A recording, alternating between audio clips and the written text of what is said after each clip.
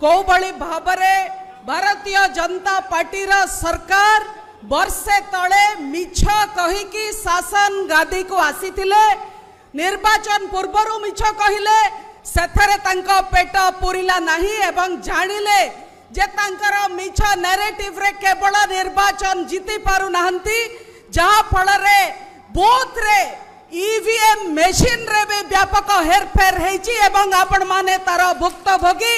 एठी हमर अनेक नेता अछंती जो माने जानि चंती जे प्रत्येक निर्वाचन मंडली रे को भली भाबरे बूथ रे एपट सेपट करिगे सरकार क्षमता को आसी केवल सेति कि नुहे विभिन्न वर्गर लोकों को मिथ्या प्रतारणा देचंती तार आलोचना इठी चलितिला।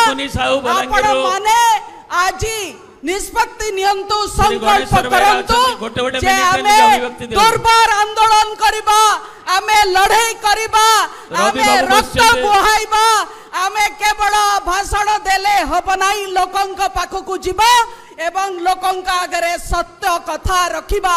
प्रत्येक कर्मी रा गुरु दायित्व बनुची जे बिजु जनता दलर शासन पुणी आउतरे केमती ओडिसा रे आसीबो। जो अन्याय अधर्मर सरकार आज का दिन रे ओडिसा रे चली तार मूलोत्पाटन करने आपण माने संकल्प नियंतु।